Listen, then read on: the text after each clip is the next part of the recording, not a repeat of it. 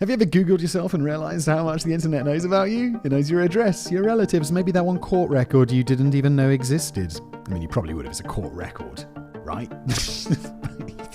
There's stuff out there about you is what I'm trying to say. Turns out privacy isn't really a thing anymore because the internet ruins that for everybody. Your personal data is sitting on hundreds of sites, people's search pages, data brokers, random directories, and anyone with an internet connection can go out there and find it. That's basically how scams work, it's how identity theft works, all of the fun stuff that isn't fun at all. That's where Incogni, today's sponsor, comes in. It's a hands-off service that finds and removes your personal information from hundreds of those sites automatically. And now with their new custom removals feature, you can paste any link exposing your info, like on whitepages.com or unicourt.com, and their privacy team will handle it manually. Basically, you point, they delete. They can't harm you if they can't find you, the scam artists, that is. And yes, Incogni's removal process is verified by Deloitte, which is a big company that I've definitely heard of. So that's actually legit. So take your personal data back with Incogni. Use the code SHADOWS at the link below, or just go to incogni.com/shadows. You'll get 60% off an annual plan, so you can start disappearing the easy way. And now back to today's video. In the 1990s, boy bands ruled the charts, especially the Backstreet Boys and NSYNC. Though pop icons, most were wholesome, family-friendly groups of young men singing openly about love and the value of healthy relationships. Yet, as so often happens, a predatory puppeteer lurked in the shadows, pulling the strings and controlling their music, their money, and their careers. A parasite who latched onto anyone who allowed it, draining them dry until they had to burn him off. So today we're going to explore the story of Lou Pearlman, the music mogul who turns the young talents who trusted him into pawns in one of history's largest Ponzi schemes. Louis J. Pearlman was born on June the 19th, 1954 in Queens, New York. Just across from his childhood home stood Flushing Airport, a small airfield that would shape much of his life. Fascinated, especially by blimps, young Lou spent hours watching aircraft take off and land. He was also a noted storyteller, and even those closest to him often doubted his tales. For instance, he claimed that he bought a New York Post paper route and secured an advertising partnership with Dunkin' Donuts. In his autobiography, he even boasted that his work on the school newspaper earned him his first blimp ride, which were claims disputed by former classmates. One of his wilder assertions, however, that he was cousins with musician Art Garfunkel, that was actually true. Reportedly inspired by this connection, teenage Lou tried managing his first band, but it was short-lived, and he soon shifted back to aviation. While in college, he envisioned a futuristic air taxi service, and after graduation attempted to make it a reality using helicopters. When that failed, he decided blimps were the better bet and traveled to West Germany to study them under businessman, Luftwaffe veteran, and blimp expert Theodor Wulenkemper. In the early 1980s, Pearlman returned to the United States and founded Airship Enterprises Limited, a blimp leasing company. But when the firm secured its first client, Jordake, it didn't even own a blimp. Using Jordake's lease payment, Pearlman hastily had one built, which, perhaps unsurprisingly, crashed almost immediately, sparking lawsuits between the two parties. Taking this as a sign that he should pivot, he launched a new venture, Airship International, this time promoting blimps for advertising. By falsely claiming that his old mentor, Wulenkemper, was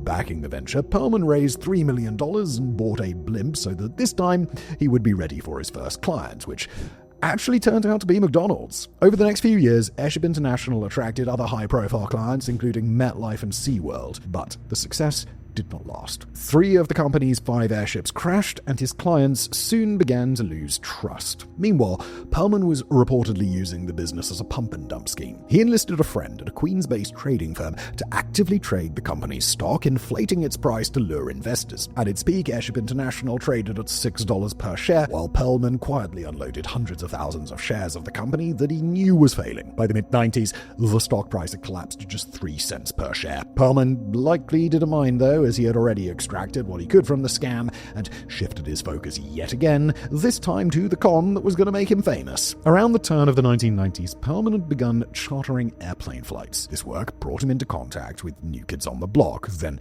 one of America's top musical groups despite their youth. The band had booked one of Pearlman's planes, which stunned him since he couldn't fathom how a group of teenagers could afford a private charter. He was even more astonished when he learned that they were generating hundreds of millions of dollars annually through album sales, tours, tours, tickets, and merchandise. At that moment, Pearlman realized that he was in the wrong business, and he began plotting a new venture, creating a group to rival New Kids on the Block and make him millions in the process. To pursue this goal, Pearlman moved to Orlando, Florida in 1991, a city where young talent from across the country flocked to break into entertainment, often starting with roles at Disney World. The following year, he founded Transcontinental Records, the company through which he would launch some of the world's biggest boy bands. His first potential star in Orlando was Kevin Richardson, then playing Aladdin at the theme park, who soon brought in his cousin Brian Littrell. Through auditions, Pearlman also found AJ McLean, Howie Dara, and Nick Carter, bringing them together to form the Backstreet Boys. Pearlman financed and managed the group, hiring vocal coaches, tutors, choreographers, and whatever else they needed to succeed. In 1997, they released their debut album,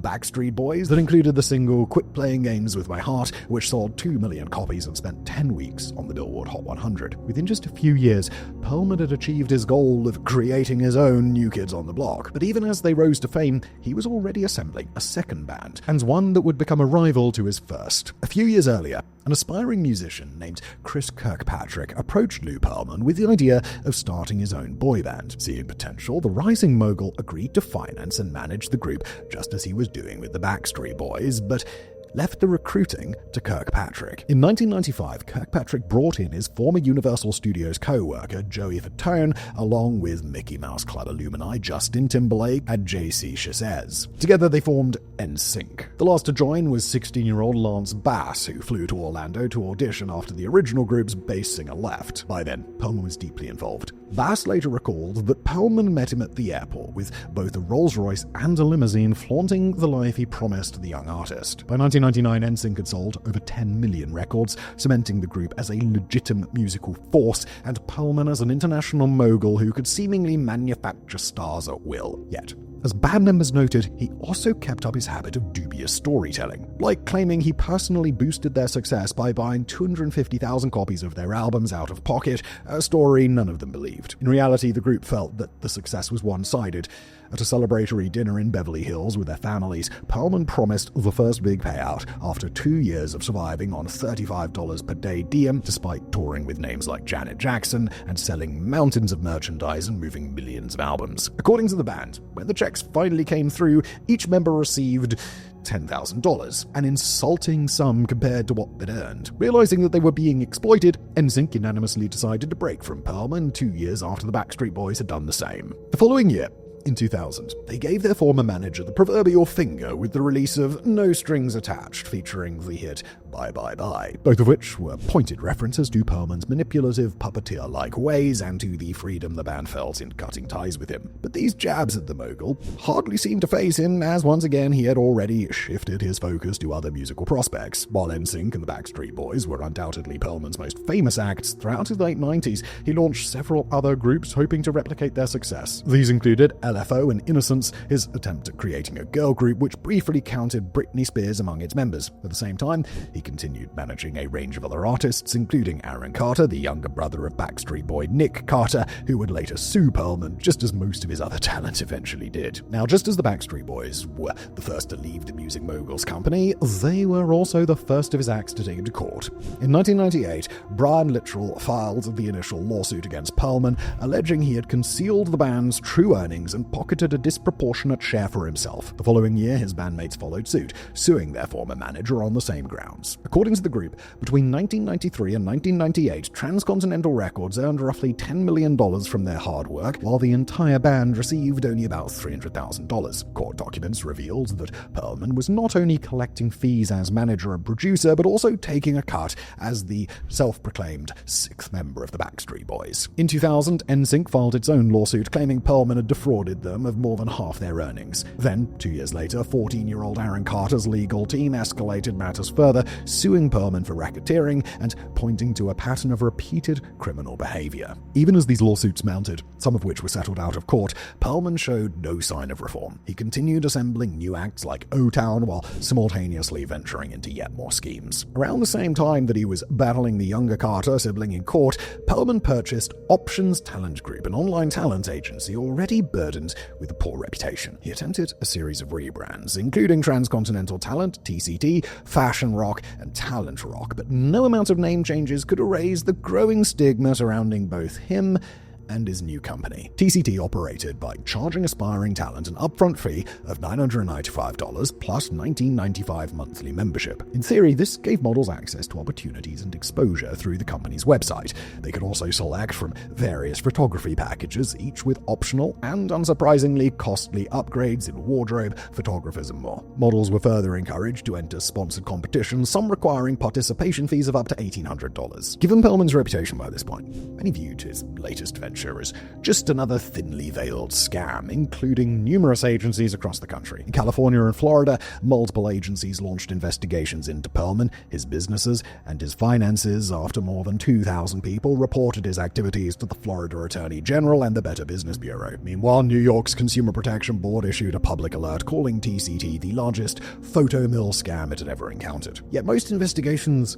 went nowhere. By 2007, Pearlman had far bigger problems anyway, as his schemes had finally drawn the attention of federal investigators. So, as the new millennium approached, Pearlman was positioning himself as more than a music mogul. He was cultivating the image of an investment guru who could turn a profit on almost anything. While managing his bands, he used his growing notoriety to lure investors into funding the many ventures under his transcontinental corporation umbrella. On paper, these included a film and music studio, talent and travel agencies, restaurants, an airline, and even a real estate company. And few potential backers bothered to dig too deeply when Pearlman sent private jets and limousines to collect them. But if they were still hesitant, he'd offer them a private tour of his studio to watch boy bands rehearse, as if to say, "Remember these guys? Imagine what I could do with your money." It was a clever strategy, given that the bands were undeniably the most successful investment of his career. Among these schemes, however, few were as brazen as the Transcontinental Employee Investment Savings Account, which targeted lower-income individuals and retirees. Pearlman touted it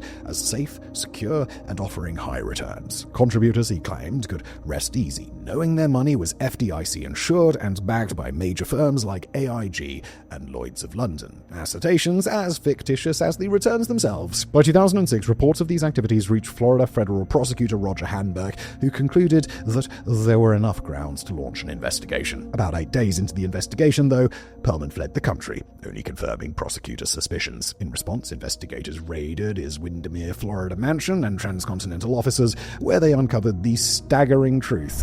Pearlman's empire was one of the largest Ponzi schemes in history. The airline, the restaurants, and most subsidiaries had no employees, no airplanes, no equipment, no revenue. Instead, they were fictitious records backed by an accounting firm called Cohen & Siegel, which also turned out to be entirely fake. Through this sham firm, Pearlman sent fabricated financial statements to investors, convincing them that they were earning profits and deflecting suspicion. He managed to evade capture for a time, reportedly hiding out in Israel and Germany before being recognized and arrested at a hotel in Bali in June 2007. By then, investigators had unraveled most of his lies and concluded that few of his ventures were actually legitimate. Upon his return to the United States, Pearlman was indicted and sentenced to 25 years for conspiracy, money laundering, and making false statements during bankruptcy proceedings. Testimony revealed he had defrauded roughly $300 million from around 2,100 investors, most of whom were left financially devastated. Meanwhile, federal prosecutors in Florida uncovered 30 separate large-scale bank loans totaling another $190 million. This money was used to maintain the illusion of returns, lure new investors, and plug gaps in his schemes, all while fueling his music empire. In the end, Pearlman was the only one who saw any real return. In addition to his prison sentence,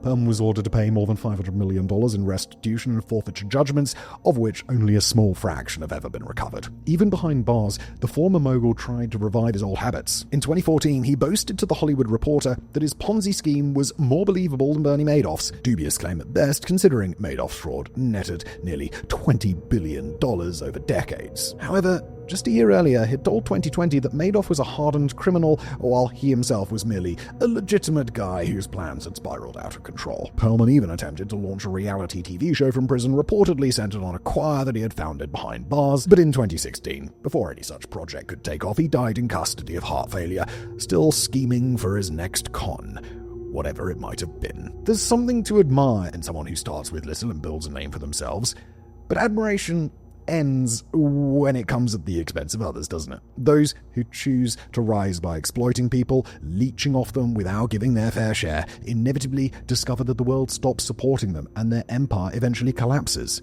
And that is exactly what happened to Lou Pearlman, the boy band scammer. Thank you for watching.